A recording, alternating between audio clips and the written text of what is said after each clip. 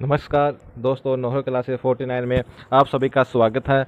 हम NCERT book पढ़ रहे थे। पहले एनसीईआरटी क्लास 9th की ज्योग्राफी की बुक है। हम उसमें 2 लेसन पढ़ चुके हैं और तीसरा लेसन आज फिर लेकर आए हैं, अफवाह प्रणाली। भारतीय की अफवाह प्रणाली पढ़ेंगे और ये सभी एग्जाम के अंदर इंपॉर्टेंट होती है। अब अफवाह प्रणाली हम पढ़ेंगे। अब चैनल को सब्सक्राइब और शेयर करें। अफवाह प्रणाली। अफवाह शब्द एक क्षेत्र के नदी तंत्र की व्याख्या करता है। अफवाह शब्द क्या करता है? अफवाह शब्द एक क्षेत्र के नदी तंत्र की व्याख्या करता है। और भारत के भौतिक मानचित्र को देखिए, आप पाएंगे कि विभिन्न दिशाओं से छोटी छोटी धाराएं एक साथ मिल जाती है। यानी विभिन्न दिशाओं से छोटी छोटी धाराएं एक साथ मिल जाती है और एक मुख्य नदी का निर्माण करती है। यानी जब नदी निकलती है ना, तो वहाँ से जैसे दराते से नदी, तो वहाँ पर पतली पतली धाराएं होती है। पतली धाराओं से जल निकलता है, वो जल निकल कर एक मुख्य धारा के अंदर आ जाती है और मुख्य नदी का निर्माण करती है। अतः इनका निकास किसी बड़ी जलाशय जैसे झील या समुद्र या महासागर में होता है। एक नदी तंत्र द्वारा जिस क्षेत्र का जल प्रवाहित होता है उसे एक अपवाह द्रोणी कहते हैं। यानी एक नदी तंत्र द्वारा जिस क्षेत्र का जल प्रवाहित होता है उसे अपवाह द्रोणी कहते हैं। मानचित्र का अवलोकन करने पर यह पता चलता है कि कोई भी ऊंचा क्षेत्र जैसे जैसे पर्वत या उच्च भूमि दो पड़ोसी अपवाह द्रोणियों को एक दूसरे से अलग करती है। इस प्रकार की उच्च भूमि को क्या कहते हैं? इस प्रकार की उच्च भूमि को जल विभाजक कहते हैं। यहाँ पर देखो, यहाँ पे मानचित्र दिया हुआ जल विभाजक का, इसको देखते हैं हम। जैसे धारा ए दिया हुआ है और ये धारा बी। यहाँ पे जो पतले पतले धाराएं दी हुई है, यहाँ से जो जल निकलता है, जल निकलने के बाद मुख्य धारा में आ जाता है, तो वहाँ तो मुख्य नदी का निर्माण हो जाता है। ये बीच के अंदर जल ऊंचा उठे हुए जो भूमि होती है उसे जल विभाजक कहते हैं। इसलिए इस प्रकार की उच्च भूमि को जल विभाजक कहा जाता है। विश्व की सबसे बड़ी अपवाह द्रोणी नदी अमेजन नदी है। कौन सी है विश्व की सबसे बड़ी नदी? विश्व की सबसे बड़ी नदी है अमेजन नदी। अपवाह द्रोणी का अमेजन नदी माना जाएगा। ठीक है, अब आगे देखते हैं। अब भारत में अफवाह तंत्र पढ़ेंगे। भारत के अफवाह तंत्र का नियंत्रण मुख्य भौगोलिक आकृतियों के द्वारा हुआ है।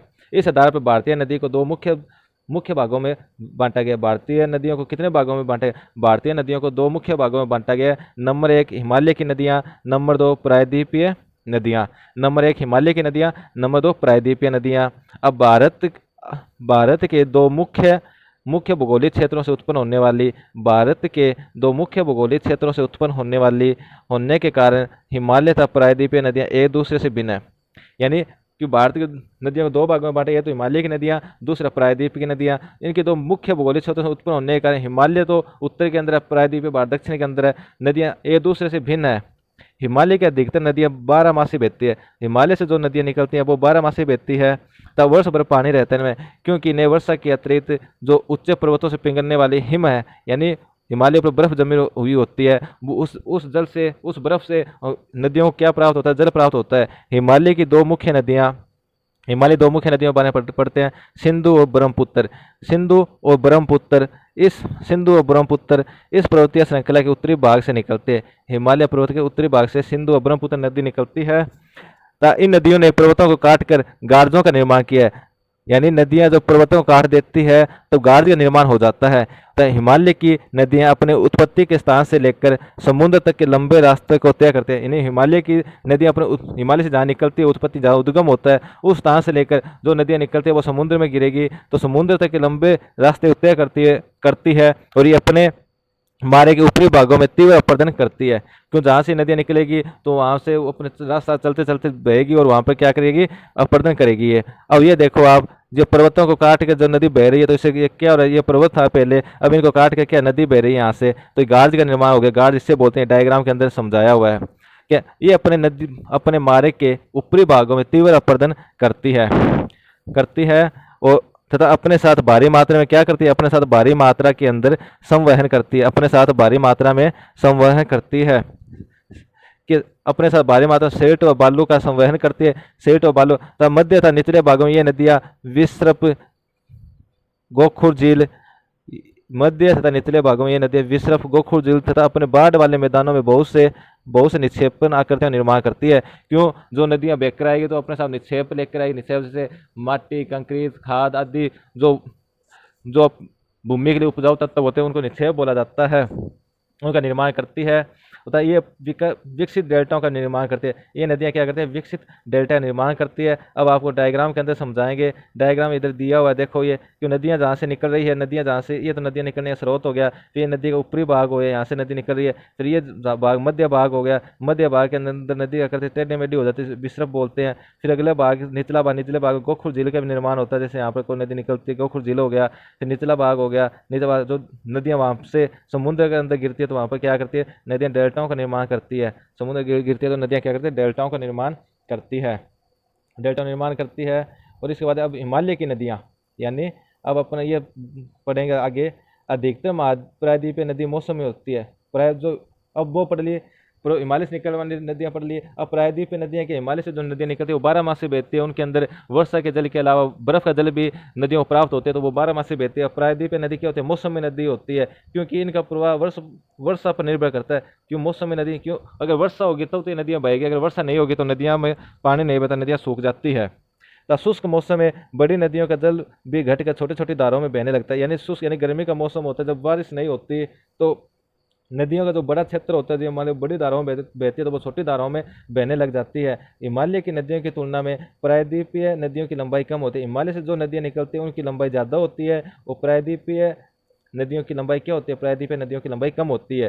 फिर भी इनसे कुछ केंद्रीय उच्च भूमि से निकलती है, फिर भी कुछ केंद्रीय उच्च भूमि से निकलती है तथा पश्चिम की तरफ बहती है। जो प्रायद्वीपीय जो भारत से नदियाँ निकलती है वो क्या है कि पश्चिम की तरफ बहते हैं, यानी पश्चिम अरब सागर की तरफ बहती है। ये क्या आप इस प्रकार की दो बड़ी नदियों को पहचान सकते हैं। प्रायद्वीपीय भारत की अधिकतर नदियाँ पश्चिम घाट से निकलती है तथा बंगाल की खाड़ी की तरफ बहते हैं, यानी प्रायद्वीपीय भारत की बहुत सी नदियाँ कहाँ से निकलती है, प्रायद्वीपीय भारत की अधिकतर नदियाँ पश्चिम घाट से निकलेगी और बंगाल की खाड़ी के अंदर गिर। अब हिमालय की नदियाँ, हिमालय की नदियों के बारे में पढ़ेंगे। हिमालय की नदियाँ इंपॉर्टेंट है हिमालय की नदियाँ। हिमालय की नदियाँ सिंधु नदी, हिमालय से सिंधु नदी निकलती है, गंगा निकलती है, ब्रह्मपुत्र निकलती है, निकलने वाली प्रमुख नदियाँ। ये नदियाँ लंबी है, इनके महत्वपूर्ण भी नदियाँ महत्वपूर्ण है, ठीक है। नदियाँ महत्वपूर्ण एवं बड़ी सहायक नदियाँ होती है, बड़ी सहायक नदी इनमें आकर मिलती है। किसी नदी उसकी सहायक नदियों को भी नदी तंत्र कहा जाता है, किसी नदी तथा उसकी सहायक नदियों को नदी तंत्र कहा जाता है। अब सिंधु नदी के बारे में पढ़ेंगे। सिंधु नदी का उद्गम मानसरोवर झील के निकट तिब्बत में होता है। सिंधु नदी का उद्गम कहाँ होता है, मानसरोवर झील के निकट तिब्बत देश से होता है। पश्चिम की ओर बहती हुई यह नदी भारत में लद्दाख से प्रवेश करती है। अब सिंधु नदी भारत के अंदर कहाँ से प्रवेश करती है, सिंधु नदी भारत के अंदर लद्दाख से प्रवेश करती है। तो इस भाग में यह एक बहुत ही सुंदर दर्शनीय गाज का निर्माण करती है। इस क्षेत्र में बहुत सी सहायक नदियाँ जैसे जास्कर, नुब्रा, श्योक तथा हुंजा इस नदी में मिलती है। यानी सिंधु नदी की इस क्षेत्र में बहुत सी सहायक नदियाँ जैसे जास्कर हुई, न्यूब्रा हुई, श्योक हुई तथा हुंजा इस नदी में मिलती है। सिंधु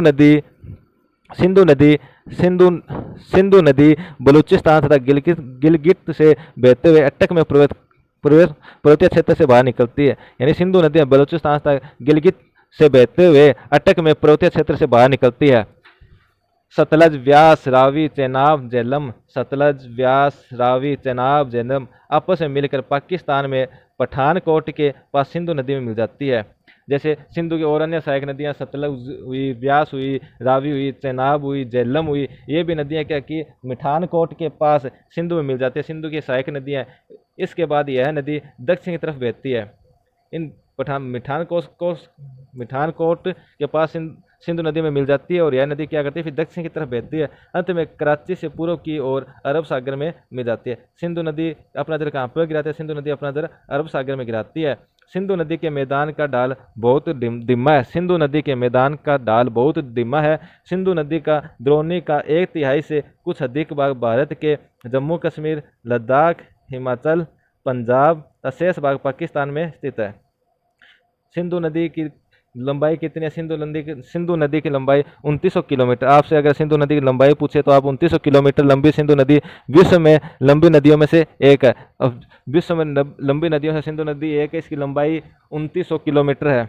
अब पढ़ते हैं कि अब ये देखें कि सिंधु जल समझौता एकदम पूछ लेते हैं।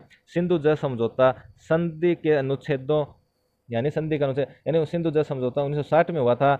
अनुसार भारत इस नदी परिक्रम के संपूर्ण जल का केवल 20% ही जल का प्रयोग करता है। इस जल का उपयोग हम पंजाब, हरियाणा, राजस्थान के दक्षिण पश्चिमी भागों में सिंचाई के लिए करते हैं। यानी सिंधु जल समझौता भारत और पाकिस्तान के बीच 1960 में हुआ था। इस समझौते के तहत भारत सिंधु नदी के जल का 20% भाग 20% जल का उपयोग करते हैं। तो यह जल का उपयोग पंजाब, हरियाणा, राजस्थान के सिंचाई के क्षेत्र में किया जाता है। अब अगली नदी पढ़ेंगे गंगा नदी। गंगा नदी का तंत्र, और दूसरी नदी है गंगा, सिंधु पढ़ लिया, और दूसरी नदी है गंगा नदी।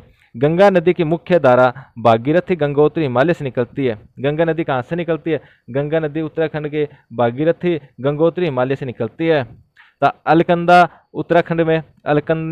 उत्तराखंड के देवप्रयाग में इससे मिलती है। यानी गंगा नदी दो नदियों से मिलकर बनती है, एक तो अलकनंदा है, एक भागीरथी। यानी जहाँ से ये नदी निकलती है मुख्य धारा से गंगोत्री, वहाँ पर इस नदी का नाम भागीरथी नदी है। यानी गंगोत्री हिमालय से निकलती है, तो वहाँ से तो इस नदी को भागीरथी नदी कहते हैं। अलकनंदा उत्तराखंड के, यानी उत्तराखंड से एक नदी अलकनंदा आती है, अलकनंदा उत्तराखंड से निकलती है अलकनंदा नदी, और तो देवप्रयाग में आकर क्या हो जाती है, मिल जाती है। तो इसके बाद इस नदी का नाम आगे क्या होता है, गंगा। हरिद्वार के पास गंगा पर्वतीय भाग को छोड़कर मैदानी भाग में प्रवेश करती है।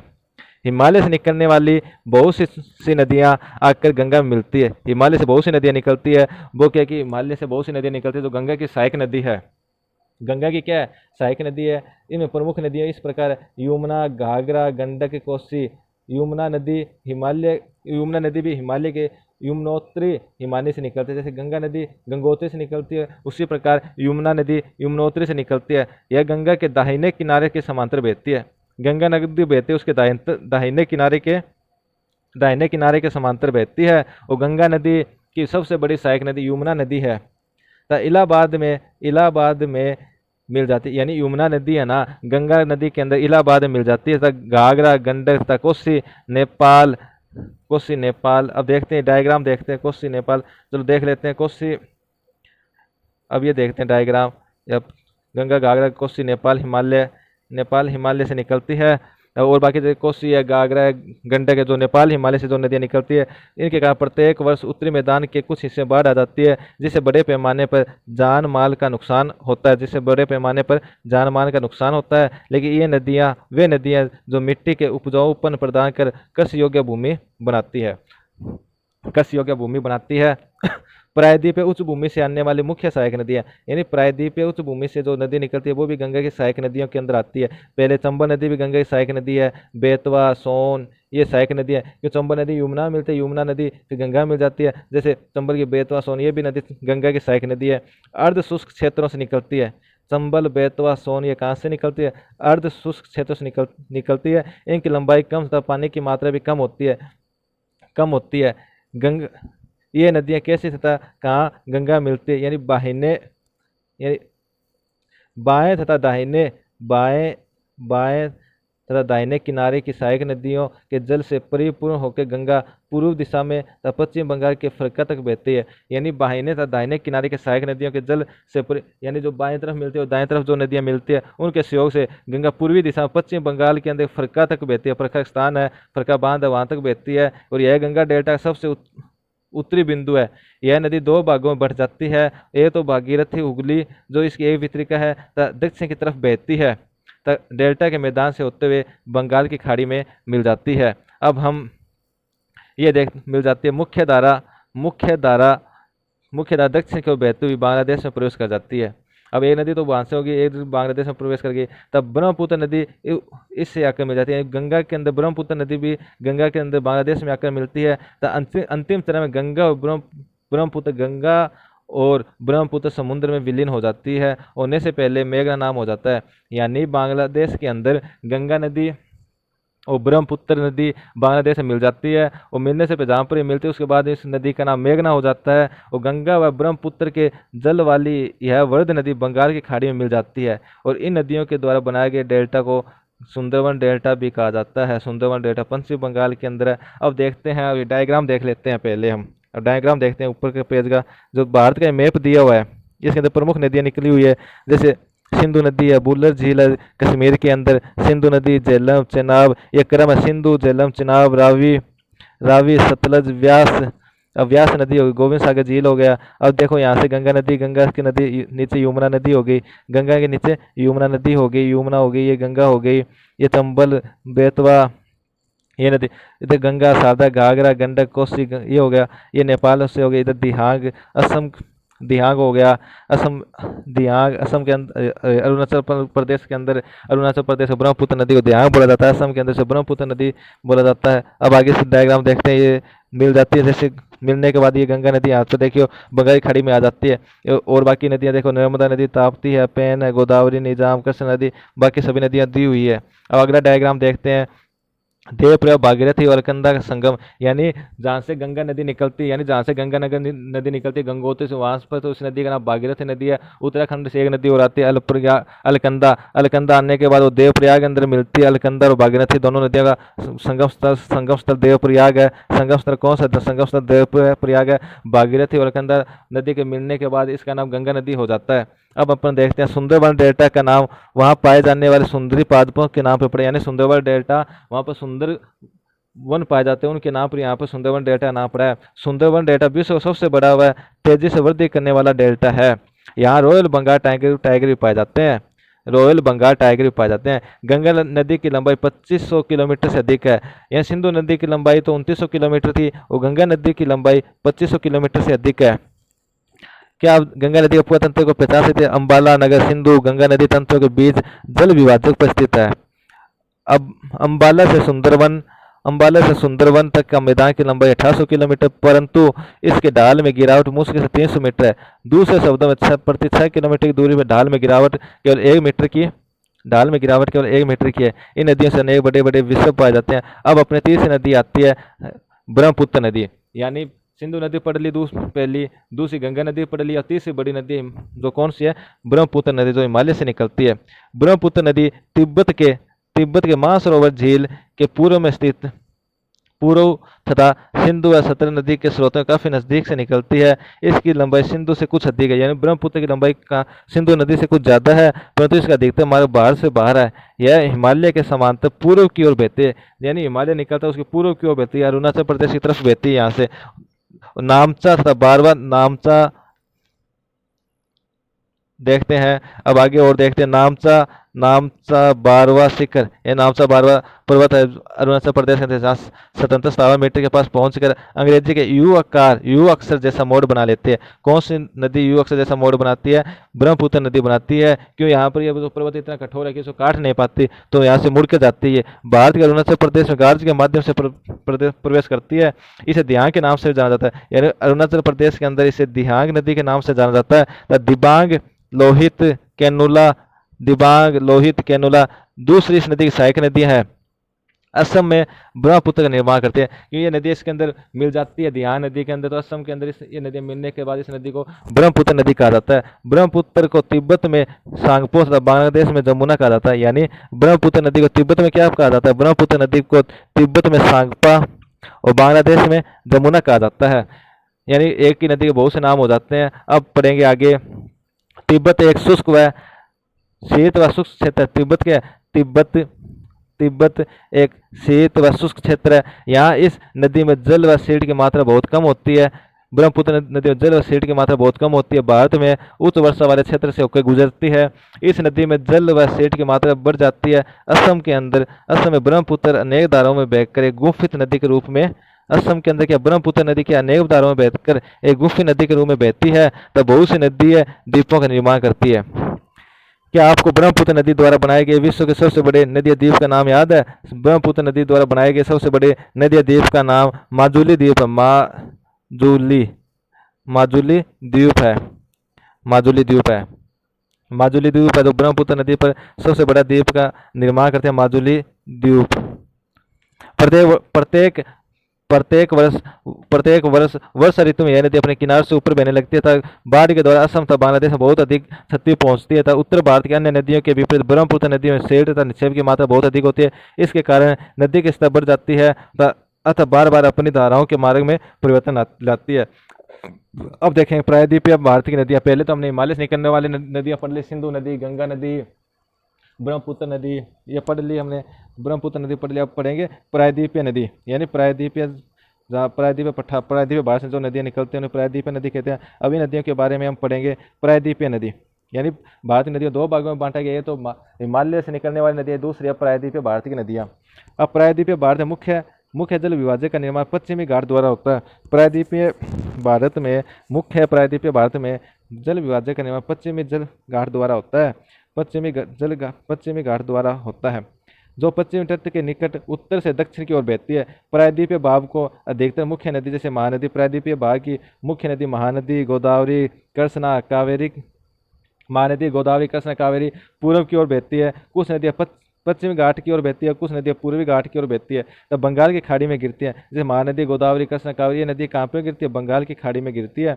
ये नदी अपने मुहानों पर डेल्टा का निर्माण करते हैं, यानी पूर्वी बंगाल की खाड़ी में गिरती है तो पूर्वी तट के ऊपर ये नदियाँ अब जहाँ पे खत्म होती है वहाँ पर डेल्टा का निर्माण करती है। पश्चिम घाट में पश्चिम में बहने वाले अनेक छोटी धाराएं हैं। नर्मदा व ताप्ती दो ही बड़ी नदियाँ हैं, यानी नर्मदा नदी और ताप्ती नदी दो बड़ी नदियाँ, जो पश्चिमी घाट यानी अरब सागर के अंदर अपने जल ले जाती है, वो बड़ी नदियाँ हैं। और बाकी छोटी नदियाँ होती है जो एक पश्चिम की तरफ बहती है, यानी नर्मदा नदी और ताप्ती नदी ज्वार नद मुख्य का निर्माण करती है। अब आप ये प्रश्न बहुत से बार एग्जाम में पूछा गया है कि ज्वार नदी का निर्माण कौन सी नदियाँ करती है? ज्वार नदी का निर्माण नर्मदा नदी व ताप्ती नदियाँ करती है। प्रायद्वीपीय नदी को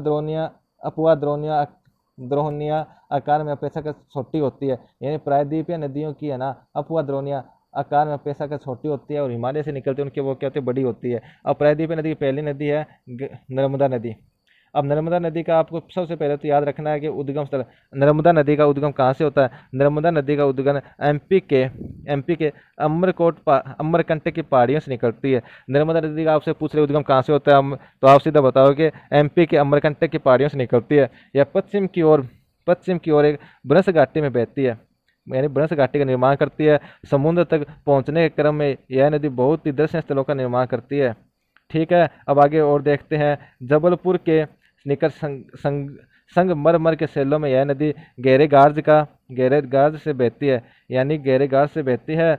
जहाँ इस नदी तीव्र धार से गिरती है वहाँ धुआंधार जलप्रपात बना हुआ है। अब आपसे पूछ ले कि धुआंधार जलप्रपात कौन सी नदी पे बना हुआ है? धुआंधार जलप्रपात नर्मदा नदी के ऊपर बना हुआ है। बहुत सी बार एग्जाम में पूछा जाता है, प्रश्न आता भी है, तो आपको याद रखना है नर्मदा नदी का उद्गम स्थल एमपी अमरकोट की पहाड़ियाँ है और धुआंधार जलप्रपात नर्मदा नदी के ऊपर ही है। अब आगे देखते हैं। अब आप चैनल को लाइक एवं सब्सक्राइब कर दीजिए और ज़्यादा से ज़्यादा शेयर करिए। नर्मदा नदी की सहायक नदियाँ बहुत छोटी है। नर्मदा नदी की सहायक नदियाँ बहुत ही छोटी है, यानी अधिकतर समकोण पर मुख्य धारा से मिलती है। नर्मदा द्रोणी मध्य प्रदेश तथा गुजरात के कुछ भागों में विस्तृत है, यानी नर्मदा द्रोणी जो तंत्र है, जो बहती अफवाह है, उसका गुजरात तथा मध्य प्रदेश के कुछ भागों में। नर्मदा नदी क्या आप जानते हैं? नर्मदा नदी के संरक्षण के लिए मध्य प्रदेश सरकार द्वारा नमामि देवी नर्मदे, अब कई बार करंट के अंदर यह प्रश्न पूछ लिया जाता है कि नमामि देवी नर्मदे किस नदी के संरक्षण के लिए चलाया गया अभियान है? तो गंगा नदी, नर्मदा नदी या ब्रह्मपुत्र नदी या फिर यमुना नदी, तो पूछ लिया जाता है। तो आपको पता होगा कि यह नर्मदा नदी के लिए चलाया गया अभियान है, तो आपको नर्मदा नदी इसका सही आंसर हो गया। ये नमामि देवी नर्मदे तो नाम की एक योजना प्रारंभ की गई, आप इसके बारे में इस वेबसाइट पर भी देख सकते हैं। तो नमामि देवी नर्मदे नर्मदा नदी के लिए चलाई गई एक योजना है। अब दूसरी नदी है अपनी ताप्ती, प्रायद्वीपीय भारत से निकलने वाली दूसरी महत्वपूर्ण नदी कौन सी है? ताप्ती। अब ताप्ती का उद्गम भी मध्य प्रदेश से होता है। ताप्ती का उद्गम भी कहाँ से होता है? ताप्ती का उद्गम भी मध्य प्रदेश के बैतूल जिले में सतपुड़ा की पहाड़ियों से निकलते हैं, यानी बैतूल जिला मध्य प्रदेश के अंदर सतपुड़ा की पहाड़ियों से निकलती है। यह भी नर्मदा के समांतर ब्रंश घाटी का निर्माण करती है, यानी ताप्ती नदी और नर्मदा नदी दोनों ही ब्रंश घाटी का निर्माण करती है, लेकिन इसकी लंबाई बहुत कम है। इसकी द्रोणी मध्य प्रदेश, गुजरात तथा महाराष्ट्र राज्यों में है, यानी इसका अफवाह है प्रणाली जो इस द्रोणी जो मध्य प्रदेश, गुजरात, महाराष्ट्र राज्यों में तीनों के अरब सागर पर जल गिरती है। दोनों नदियाँ पश्चिम घाट के बीच का तटीय मैदान बहुत ही अधिक संकीर्ण है, यानी पश्चिम घाट यानी बंगाल की तरफ आती है तो पश्चिमी घाट है, वो वहाँ का मैदान बहुत ही अधिक संकीर्ण है। इसलिए तटीय नदियों की लंबाई बहुत कम है। पश्चिम की ओर बहने वाली मुख्य नदियाँ साबरमती नदी, माही, भारतपुजा तथा पेरियार। जैसे पश्चिम की घाट की ओर बहने वाले अरब सागर अंदर अपना जल गए थे, वो मुख्य नदियाँ कौन कौन सी है? जैसे नर्मदा होगी, ताप्ती होगी, साबरमती होगी, माही नदी होगी, भारतपुजा होगी, पेरियार नदी होगी। इन राज्यों के नाम पेरियार रहता है। उन राज्यों नाम बताइए जहाँ से ये नदियाँ निकलती है। जैसे राजस्थान से साबरमती है, माही राजस्थान से, ये दक्षिण भारत से निकलती है, भारतपुजा, पेरियार, पेरियार केरल के अंदर है। अब अगर अगली नदी है अपनी एक गोदावरी, द्रोणी।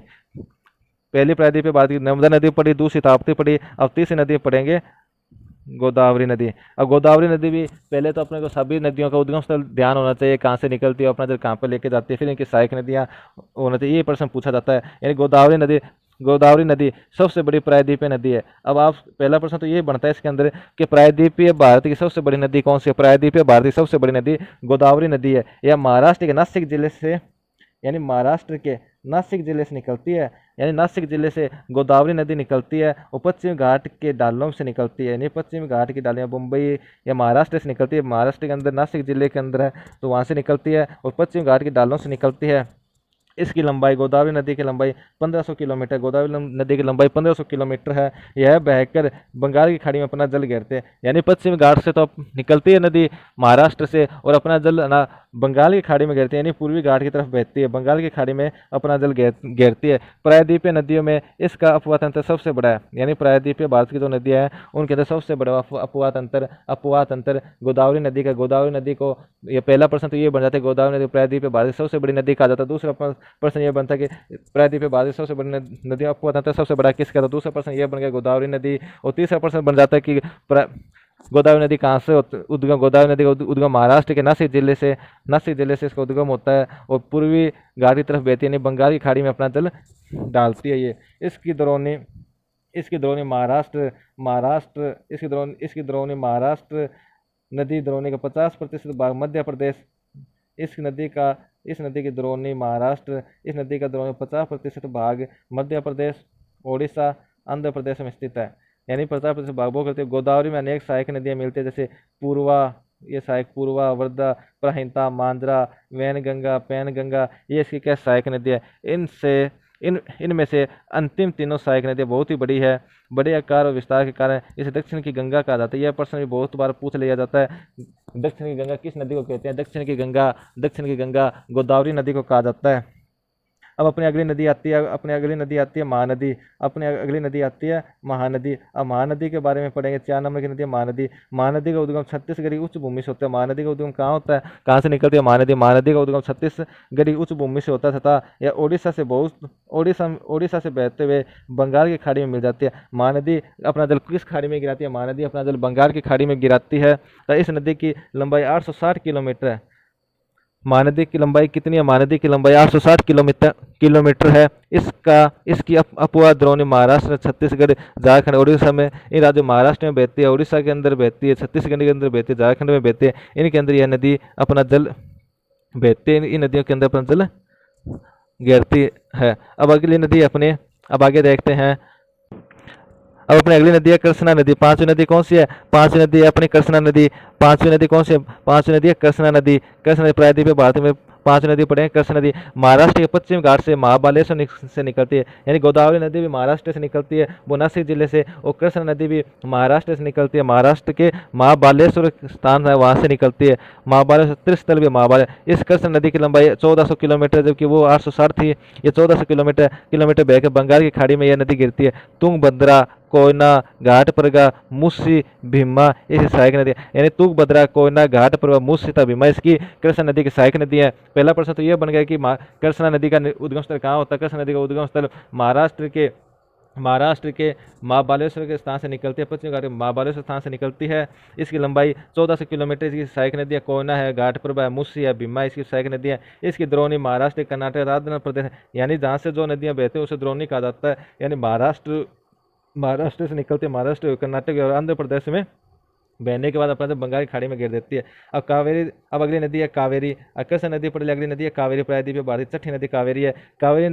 कावेरी पश्चिम घाट के ब्रह्मगिरी श्रृंखला से निकलती है, यानी पश्चिम घाट के ब्रह्मगिरी श्रृंखला से निकलती है। तमिलनाडु में कूडलूर के दक्षिण में बंगाल की खाड़ी में मिल जाती है। इसकी लंबाई 760 किलोमीटर। अमरावती, भवानी, हेमावती, काबिनी इसकी सहायक नदी है। इसका द्रोणी क्षेत्र जैसे तमिलनाडु में बहती है पहला, दूसरा राज्य केरल है, फिर कर्नाटक है। यानी तमिलनाडु, कर्नाटक और केरल में तीनों दक्षिण भारतीय जिलों में यह नदी बहती है। अब इसके अंदर हम आगे देखते हैं। यानी भारत में दूसरा सबसे बड़ा जलप्रपात कावेरी नदी बनाती है। भारत में दूसरा सबसे बड़ा जलप्रपात कौन सी नदी बनाती है? भारत में दूसरा सबसे बड़ा जलप्रपात कावेरी नदी बनाती है। यानी भारत में दूसरा सबसे बड़ा जलप्रपात कावेरी नदी बनाती है, जिसे शिव समुद्र के नाम से जाना जाता है। जैसे शिव समुद्र नाम से जाना जाता है। जलप्रपात द्वारा उत्पादित विद्युत मैसूर, बेंगलोर तथा कोलार सौरन क्षेत्र को प्रभावित। भारत का सबसे बड़ा जलप्रपात कौन सा है? इनकी नदी, बड़ी नदियां अतिरिक्त हम कुछ छोटी नदियां जो पूर्व की तरफ बहती है, दामोदर, ब्राह्मणी, वैतरणी, सौरन रेखा था कुछ महत्वपूर्ण उदाहरण अपने एटलस में इसकी। अब देखते हैं क्या अब यह प्रश्न भी एग्जाम में पूछ लिया जाता है कि पृथ्वी के धरातल के लगभग 71% भाग जल से ढका हुआ है। यानी यह प्रश्न बहुत से एग्जाम में आ जाता है कि पृथ्वी का जो धरातल है उसका कितना परसेंट भाग जल से ढका हुआ है? 71%। लेकिन इसका 97% जल लवण है। कितना प्रतिशत भाग लवण है? 97। 97% भाग लवण है और केवल 3% भाग स्वच्छ है जो मनुष्य के काम में उपयोग में लिया जाता है। यह 3 होते हैं। यह प्रश्न बहुत, यानी पृथ्वी के धरातल पर 71% भाग पर जल पाया जाता है और 29% भाग पर स्थल है। यानी ये हो गया। और इसमें भी 97% जल अनाभूत है लवणीय और 3% केवल 3% भाग स्वच्छ जल के रूप में विद्यमान जो हमें काम आता है। इसे 3/4 भाग हिमानी भाग के रूप में विद्यमान है। अब जिले, अब देखते हैं जिले जिले जिले जिले देखते हैं। कश्मीर जिले वगैरह तो पड़ेंगे जिले, यानी कश्मीर घाटी प्रसिद्ध डल झील, नाव वाले ग्रोह तथा शिकार से तो आप परिचित ही होंगे। प्रत्येक वर्ष हजारों पर्यटकों को आकर्षित करते हैं। इसी प्रकार आप अन्य झील वाले स्थानों पर भी गए होंगे तथा वहाँ पर नौकायान, तैराकी, अन्य जलीय खेलों का आनंद लेते हैं लिया होगा। कल्पना कीजिए कि कश्मीर, नैनीताल, दूसरे पर्यटन स्थलों के बारे में ये हमसे बात कर रहा है। क्या आप जानते हैं बड़े आकार जिलों समुद्र कहा जाता है, जैसे कैस्पियन, मृत सागर, अरब सागर, ये बहुत बड़े आकार की झीलें होते हैं, उन्हें क्या कहते हैं? समुद्र सागर कहा जाता है, समुद्र कहा जाता है, सागर कहा जाता है। अब आगे देखते हैं भारत की जिले। भारत में बहुत सी जिले ऐसे जो एक दूसरे से आकर अन्य लक्षणों में भिन्न है। अधिकतर जिले स्थायी होती है तो कुछ में वर्षा ऋतु में ही पानी होता है, कुछ जिलों में वर्षा ऋतु में पानी होता है। जैसे अंतर्देशीय अफवाह वाले अधिक अर्धशुष्क क्षेत्रों में द्रोणी वाली जिले। यहाँ कुछ ऐसे जिले हैं जिनका निर्माण हिमालय तथा बर्फ के चादर की क्रिया के फलस्वरूप हुआ है। कुछ जिलों का निर्माण बर्फ हिमालय के चादर के रूप में हुआ है, जबकि कुछ अन्य जिलों का निर्माण वायु, नदियाँ, तमाम क्रियाकलापों के द्वारा हुआ है। एक विसर्प नदी बाढ़ वाले क्षेत्र में कटकर गोखुर झील का निर्माण करती है। यानी एक विसर्प नदी होती है जो बाढ़ विसर्जन नदी होती है, वो बाढ़ का निर्माण करती है। इस क्षेत्र में कट के गोखुर झील का जो खड्डा सा बन जाता है, उसे गोखुर झील का निर्माण करती है। सपेट तथा बारौदी का तटीय क्षेत्र में लेंगुन झील का निर्माण होता है, जैसे चिल्का झील, पुलिकट झील, कोल्लूर झील, चिल्का झील हुई, पुलिकट